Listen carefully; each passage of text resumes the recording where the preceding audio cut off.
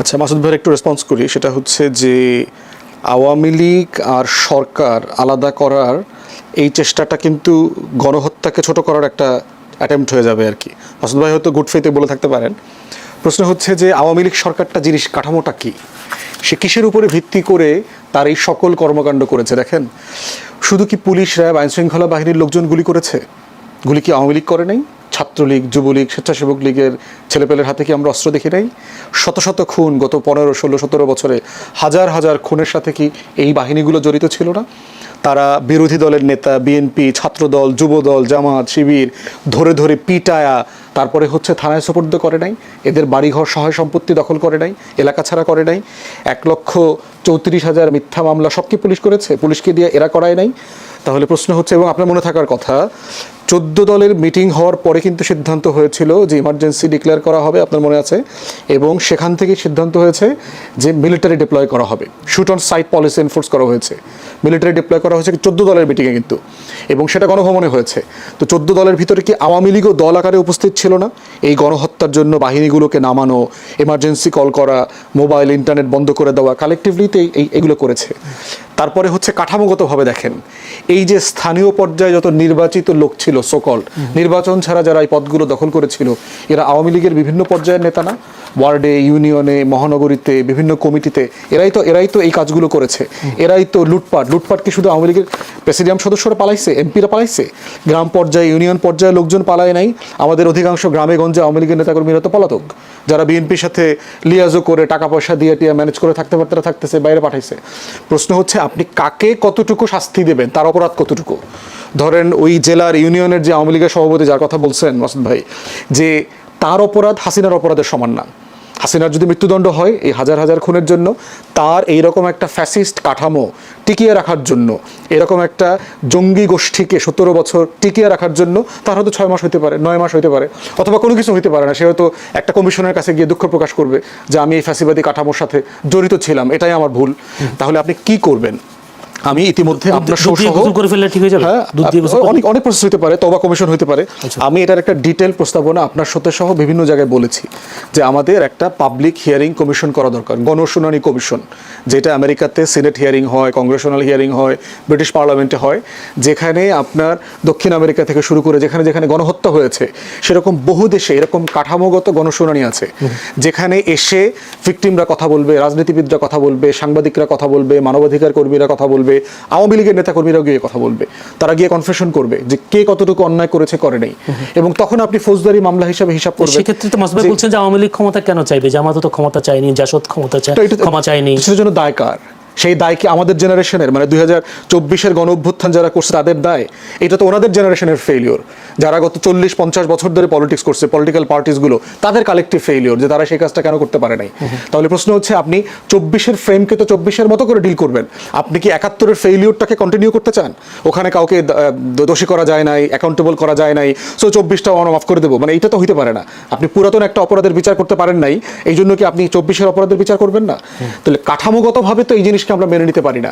যারা গণহত্যা ধ্বংস করেছে, তারা আমাদের ফাইন্যান্সিয়াল সেক্টর, আপনি বাজেট নিয়ে আলোচনা করবেন, এই বিএনপিকে এখন আমরা যত সমালোচনা করব, এর প্রত্যেকটা সমালোচনার রসুনের কোয়া তো আপনার আওয়ামী লীগের মধ্যে, তার 17-18 বছরের শাসনের যে কাঠামো, যেগুলো আমরা এখনো ফেস করতেছি। সেই জন্য হচ্ছে আওয়ামী লীগের ব্যাপারে গণশুনানি কমিশন করেন। অনেকগুলো মডেল আছে, আমি অনেকগুলো মডেলের কথা এর আগে বিভিন্ন সময় বলেছি। আপনি সাউথ কোরিয়ান মডেলের কথা বলবেন, অথবা জার্মানির মডেলে যাবেন, অথবা হচ্ছে আপনি রিসেন্ট কোনো মডেল আপনি আবিষ্কার করবেন, রুয়ান্ডার মডেলে যাবেন, এগুলো নিয়ে কথা বলেন, সরাসরি কথা বলেন, কি অপশনে যাবে। কিন্তু পলিটিক্স ইজ অন্য জিনিস, পলিটিক্যালি তার কোনো স্পেস থাকতে পারবে না এই কাজের পরে, বিচারিক প্রক্রিয়া শেষ না হওয়া পর্যন্ত। মহাপরিকল্পনা বাস্তবায়ন নিয়ে প্রথম কথা হচ্ছে যে উদ্বেগ দেখেন কিনা, রাইট, প্রশ্ন হচ্ছে যে ভারতের উদ্বেগ থাকা না থাকার বিষয়ে আপনি আলাপ করতে পারেন, কিন্তু প্রশ্ন যে জিনিস আমার করা দরকার সেই জিনিসটা আমাকে করতে হবে। আমি ধরেন যদি বেশি পেঁয়াজের চাষ করে আমি ইন্ডিপেন্ডেন্ট হয়ে যাই, আমার আর পেঁয়াজ ভারত থেকে আমদানি করার না লাগে, এই প্রশ্নটা কি ভারতের উদ্বেগের সাথে সংশ্লিষ্ট, অথবা আমার কিছু যায় আসে কিনা? আমি যদি এখানে পদ্মা ব্যারেজ করে আমার 34-35টা জেলার কৃষক, আমার যারা জেলেরা আছেন, আমার যারা ওই পাড়ের মানুষগুলো আছেন, কোটি কোটি মানুষ, তারা যদি সচ্ছল জীবনযাপন করতে পারে, তাহলে সেটা নিয়ে কি ভারতের উদ্বিগ্ন হওয়ায় আমার কিছু যায় আসে কিনা? আমি যদি সীমান্ত পাহারাদার বাড়াই সংখ্যায়, সীমান্তে আমি আধুনিক অস্ত্র দেই, আমি যদি ক্যামেরা লাগাই, রাতের ভেতরে নাইট ভিশন ক্যামেরা দেই, এইটা করাই, রাডার বসাই, তারপরে ড্রোন ইউজ করি, এতে কি ভারতের উদ্বিগ্নতায় আমার কিছু যায় আসে কিনা? প্রথম কথা হলো আমার যায় আসে না, কিছু যায় আসে না। আমি যেটা করব আমার দেশের স্বার্থে এটা করা দরকার কিনা, মানে তারপর বাস্তবে হবে বলে মনে হয়। হবে কিনা সেটা অন্য আলোচনা, বাট কনসার্নের কথা বলছি যে দিল্লির এখানে কনসার্ন আছে, এটাতে প্রথম কথা হচ্ছে আমার কিছু যায় আসে না কার কি কনসার্ন আছে। দ্বিতীয়ত হচ্ছে তারপরও প্রতিবেশী রাষ্ট্র হিসেবে তার সাথে আপনি কথা বলেন, কি কনসার্ন আপনার বলেন আমাকে, আপনার কোন কনসার্ন আছে যেটা আপনার সভরেন্টিকে এফেক্ট করতেছে, যেটা আমি কাজটা করলে আপনার ক্ষতি হবে। আপনি কি আমার কোনো কনসার্ন মেনেছেন? আপনি যে সেই 74-75 সাল থেকে ফারাক্কা ব্যারেজ চালু করে রাখছেন, আপনি যে 54টা অভিন্ন নদীতে বাদ দিয়ে রাখছেন, আপনি কি কোনোদিন আমার কনসার্ন বোঝার চেষ্টা করেছেন? আমার দেশের 1/3 যে মরুভূমি হয়ে গেছে, $60 বিলিয়ন উপরে ক্ষতি হয়েছে আমার কৃষকের, জেলেদের গত 50 বছরে, সেই কনসার্ন কি আপনি রাখছেন? আপনি যে প্রতি মাসে আমার 30-40-50 জন করে সীমান্তে মারছেন, আমার উদ্বিগ্নতা কি আপনি মাথায় রাখছেন? আপনি যে গণতান্ত্রিক প্রক্রিয়াতে ইন্টারফেয়ার করতেছেন, আমার দেশকে স্টেবল থাকতে দিচ্ছেন না, এই যে সনাতনীদেরকে খেপাচ্ছেন, উস্কাচ্ছেন, হিন্দুদেরকে দিয়ে পলিটিক্স করাচ্ছেন, আপনি যে আওয়ামী লীগকে, হাসিনাকে কয়েকদিন পর পরে ফেরানোর চেষ্টা করেন, এটা নিয়ে আমরা উদ্বিগ্ন না? আপনি আমার দেশে যার বিরুদ্ধে মৃত্যুদণ্ড হয়েছে, ফাঁসির আসামি, গণহত্যার আসামি, তাকে আপনারা সব দল মিলে আশ্রয় দিয়েছেন, দিল্লিতে থাকতে দিচ্ছেন, হাজার হাজার আওয়ামী লীগের নেতাকর্মীদেরকে ওই পারে রেখেছেন যারা এখানে অস্থিতিশীলতা তৈরি করছে, একটা বক্তব্য দিয়ে দিচ্ছেন, আবার 2-4-5 হাজার আওয়ামী লীগের লোকজন গ্রেফতার হইতেছে, মাইর খাচ্ছে, এগুলো আমাদের উদ্বিগ্ন হওয়ার বিষয় না? তাহলে প্রশ্ন হচ্ছে আপনার উদ্বিগ্নতাকে আমি কখন সম্মান করব? যখন আপনি আমার কনসার্নকে সম্মান করবেন। সেক্ষেত্রে এটা উদ্বেগ, ভারতের উদ্বেগের বিষয়টা আমাদের মাথায় নেওয়ার দরকার নেই। আমরা বলবো, মানে কথা বলতে শুনতে তো সমস্যা নেই বাংলাদেশ সরকারের। যেতে চাই মাসুদ কামাল, আপনার কি মনে হয় যারা বলছেন এনডিটিভি দিলের আশঙ্কা চীনের উপস্থিতি বাড়লে, যে চীন যেহেতু সহযোগিতা করবে বলেছে, চীনের উপস্থিতি বাড়লে ভারতের নিরাপত্তা উত্তর পূর্বাঞ্চলের সঙ্গে মূল ভূখণ্ডের সংযোগকারী একটি এই গুরুত্বপূর্ণ করিডোরের কৌশলগত নিরাপত্তা ঝুঁকির মুখে পড়তে পারে। যারা চিকেন নেকের কথা বলছে শিলিগুড়ি, তো আপনি কি মনে করেন আসলে ভারত এটা করতে দেবে? দীর্ঘদিন বাধাও দিয়েছিল আমরা যতটুকু জানি। বাধাটা কীভাবে দেবে? ভারত কি আমার ভূখণ্ডে আসবে? আমি একটা সহজ কথা ভাই, আমি একটা প্রকল্প করব, কোথায় করব? আমার ভূখণ্ডে করব। কেন প্রকল্প করার দরকারটা কি আমাদের? কারণ আমার এখানে পানি পাচ্ছি না। পানি পাচ্ছি না কার জন্য? ভারতের কারণে। ভারত আমাকে পানি দিচ্ছে না, সেটা আপনি খুব ঠান্ডা মাথায় দেখেন যে তার কারণে আমি পানি পাচ্ছি না। তো আমি ওনাকে ডিস্টার্ব না করে, ভারতকে ডিস্টার্ব না করে, আমি আমার পানির জন্য আলাদা একটা ব্যবস্থা করতেছি। কারণ এই ব্যবস্থাটা আমি করতে পারছি না। আমি আরেকজন লোককে দাওয়াত করে দেবে, তুমি কাজটা আমার করে দাও। এখন ভারত বলবে না, তুমি ওরে আসতে দেবো না। কেন আসতে দেবেন না ভাই আপনি? ও তো আপনার জায়গায় আসবে না, ও তো আমার জায়গায় আসবে। কারণ আমার জায়গায় আমি কি আমার সমস্যা মেটানোর জন্য যেটাকে আমি ভালো মনে করি সেটাকে আমি করতে পারবো না? আমি পারবো না কেন? আপনি যদি মনে করেন যে ও আসলে পরে আপনার সমস্যা হতে পারে, আপনি মনে করেছেন, ঠিক আছে, আপনি মনে করতেই পারেন, তাহলে আপনি পানি ছেড়ে দেন, তাহলে আপনি পানি ছেড়ে দিতে পারেন, তাহলে তো আমাদেরকে আমরা করতেই হয় না। ভাই কথাটা সিম্পল, আপনাকে উদ্বেগ থেকে মুক্ত রাখার জন্য আমি না খেয়ে মরে যাবো, এটা কেমন আবদার ভাই? এটা কেমন আবদার হলো? আপনি একটু উদ্বিগ্ন হবেন, এই জন্য আমাকে না খেয়ে মরতে বলেন আপনি। আমি রাজি হবো। আমি যদি আমার মধ্যে মিনিমাম নিজের প্রতি ভালোবাসা থাকে, এটা মানবো। পৃথিবীর কেউ মানবে না তো।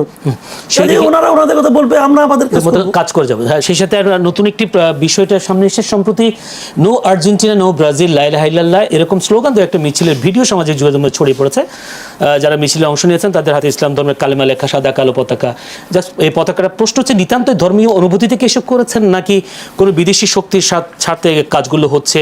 যেহেতু ভারতে ইসরায়েলের রাষ্ট্রদূত রিউভেন আজাদ যেদিন অভিযোগ করলেন যে বাংলাদেশ ও পাকিস্তানে ফিলিস্তিনি স্বাধীনতাকামী সংগঠন হামাসের তৎপরতা রয়েছে, ঠিক সেই সময়ে বাংলাদেশে এই ধরনের একটি কার্যক্রম, এটা কি কোনো ধরনের ষড়যন্ত্র কিনা অন্যান্য দেশের, নাকি আদৌ আমাদের দেশে এই ধরনের এটা যে কোনো কিছু হতে পারে? এটা নিয়ে আমার কোনো বক্তব্য নাই, কিন্তু আমার বক্তব্য হলো কি, লা ইলাহা ইল্লাল্লাহ পতাকা লাগাইতে হবে, লাগাই নিয়ে তারপরে এটার সঙ্গে অন্য কারোর সঙ্গে তুলনা করতে হবে, এই চিন্তাটাই তো খারাপ। মানে লা ইলাহা ইল্লাল্লাহ কথাটা আমি যে কারণে বলি, এটা আমি যে কারণে বলি, এই পতাকাটা আমি যে কারণে উড়াবো, তার সঙ্গে কি ব্রাজিল আর্জেন্টিনা পতাকার সঙ্গে কি কোনো রকম বিরোধ তৈরি করে? দুটো কি একই লাইনে আলাপ হলো? এক লাইনে আলাপ হলো না তোর ভাই। তো এখন এইটার সঙ্গে মিলানোর দরকারটা কি? এটা যারা মেলা আনে এভাবে দেখেন সব খালি নো ব্রাজিল নো আর্জেন্টিনা বলার দরকার নেই তো ভাই। লা ইলাহা ইল্লাল্লাহ এই যে ইটা পতাকাটা এই যে ইটা কালেমাটা এটার সঙ্গে তো কোনোটারই কোনো তুলনা হয় না। আপনার সারা জীবনের কোনো চিন্তার সঙ্গেই কোনো কিছুর সঙ্গে এটা তুলনীয় নয়। যেটা তুলনীয় নয় সেটাকে সে তুলনায় আনতেছে কেন? এটা কেমন যে ব্রাজিল আর্জেন্টিনার পতাকা উড়াইলে পরে ওই কালেমাটা আমার মন থেকে চলে যাবে? এটা কেমন ভাই? এগুলো হলো কি জানেন, এগুলো একটা মতলববাজি, এর পিছনে একটা মতলব আছে। আর মতলবটা কি এটা সরকারকে খুঁজে বাই করতে হবে। এবং যারা এই মতলবে কাজকর্ম করতে, আমার বয়সটা কম হয় নাই, এতদিন বয়সে অনেকগুলো বিশ্বকাপ দেখি, 82 থেকে বিশ্বকাপ দেখি, মোটামুটি বুঝে শুনে দেখি। আমি এরকম কোনদিন দেখি নাই যে ব্রাজিল আর্জেন্টিনা পতাকার সঙ্গে ওইটা যে একটা প্রতিদ্বন্দ্বিতামূলক অবস্থা আসবে। এটা কি সাংঘর্ষিক নাকি? ওইটা এক জিনিস, এটা আরেক জিনিস। তো এটাকে আনতে হবে কেন? এটাকে বাংলাদেশকে কোন ধরনের মৌলবাদী রাষ্ট্র হিসেবে প্রতিষ্ঠা করার এই অভিযোগ এটা শেখ হাসিনা সারা জীবনই দিয়ে আসছিল। কিছু হইলে খেলি কইতো যে মৌলবাদী রাষ্ট্র হয়ে যাচ্ছে, হ্যাঁ হয়ে যাচ্ছে, এইগুলি বলার জন্য বলা হচ্ছে। আমার দেশের মানুষ মৌলবাদী না। আপনি 20টা সংগঠন করেন না, করেন আপনি, আমাদের তো আপনার পক্ষে নিতে হবে নাকি? আমার মতো আরো লোক তো আছে, এই লোকগুলিকে তো আপনার সংগঠনে যোগ দিতে হবে। দেওয়ার না কিরম পারেন? একদিন তো দেখতেছি, তো বহু দেখতেছি। আপনি কি মনে করেন আসলে এটি কোন ধরনের ষড়যন্ত্র কিনা, ইন্টারন্যাশনাল আন্তর্জাতিক কোনো ষড়যন্ত্র কিনা? যেহেতু ইসরায়েল রাষ্ট্রদূত রিভেন আজার যেদিন বলেছিলেন যেখানে হামাসের উপস্থিতি আছে বাংলাদেশ পাকিস্তানের, সেই কারণে কি আসলে এইসব সাথে কোনো যোগসূত্র দেখেন কিনা? একটা বিষয় হচ্ছে যে আপনার ইন্ডিয়া এবং ইসরায়েলের ভিতরে গত 10 বছরে, পার্টিকুলারলি মোদি ক্ষমতায় আসার পর থেকে 10-12 বছরে আপনার defence, military cooperation, strategic relationship এগুলো ব্যাপক মাত্রায় বেড়েছে। এবং কংগ্রেসের যে একটা গ্লোবাল পলিটিক্যাল পজিশন ছিল, ধরেন প্রো প্যালেস্টাইনের স্ট্রাগলের পক্ষে থাকা, জাতিসংঘ থেকে সব জায়গা থেকে সেই পজিশন থেকে সরে আসছে। এবং ইন্ডিয়া ইসরায়েল মিলে কিন্তু এইবার সাইপ্রাসের ক্যান্ডিডেটের জন্য কাজ করেছে। আমাদের যেখানে ক্যান্ডিডেট ডক্টর খলিলুর রহমান জিতলেন, বিকল্প ছিল কিন্তু সাইপ্রাসের ক্যান্ডিডেট। এবং আপনার মনে থাকার কথা যে সাইপ্রাসের ক্যান্ডিডেটের জন্য সাইপ্রাসের প্রাইম মিনিস্টার ইন্ডিয়াতে আসছেন নির্বাচনের আগে, ওই ভোটের আগে। আবার মোদি তার কয়েকদিন আগে সাইপ্রাসে গিয়েছিল এবং সাইপ্রাসকে হলো সেকেন্ড ইসরায়েল বলে। জায়নিস্টদের ওই ইসরায়েলি মিডিয়াতে যখন কার্টুন করে যে যুদ্ধে হেরে গেলে নেতানিয়াহু পালাবে কোথায়, তখন বলা হয় যে এটা সাইপ্রাসে পালাবে, সে তার পালানোর ওখানে জায়গা আছে। তাহলে সেই রিলেশনশিপের জায়গায় আমরা দেখেছি পাকিস্তান বর্ডারে খুব সিরিয়াস সার্ভেলেন্স ইকুইপমেন্ট ইসরায়েল দিয়েছে এবং আমাদের বর্ডারের বিভিন্ন জায়গাতে ইসরায়েল এই সার্ভেলেন্স ইকুইপমেন্ট দিচ্ছে, যেটা ভারত ব্যবহার করতেছে অ্যাক্টিভলি। এবং এই সম্পর্কটার কারণে যেটা হচ্ছে, কারণ বিজেপির যে হিন্দুত্ববাদী রাজনীতি, অখণ্ড ভারতের যে ফ্যাসিবাদ, কল্পিত রাষ্ট্র প্রকল্প, এবং ইসরায়েলেরও যে বৃহত্তর ইসরায়েল রাষ্ট্র, গ্রেটার ইসরায়েল প্রজেক্ট, সেই নীল নদী থেকে শুরু করে একেবারে ভূমধ্য সাগর পর্যন্ত পুরোটা 7টা মুসলিম দেশের ভূখণ্ড মিলায় তার যে বৃহত্তর রাষ্ট্র প্রকল্প, এগুলো একই রকম ফ্যাসিবাদ, মানে একই রকম কল্পিত রাষ্ট্র, যেগুলো পৃথিবীতে কখনো ছিল না বাস্তবে। তো সেই জায়গায় চিন্তায়, মতাদর্শে এই দুইটা দল এবং রাষ্ট্র প্রকল্পের ভিতরে যথেষ্ট মিল আছে। এখন দেখেন অ্যাম্বাসেডার, এই যে ইসরায়েলের অ্যাম্বাসেডার যে হামাস নিয়ে কথা বললো, হামাস কিন্তু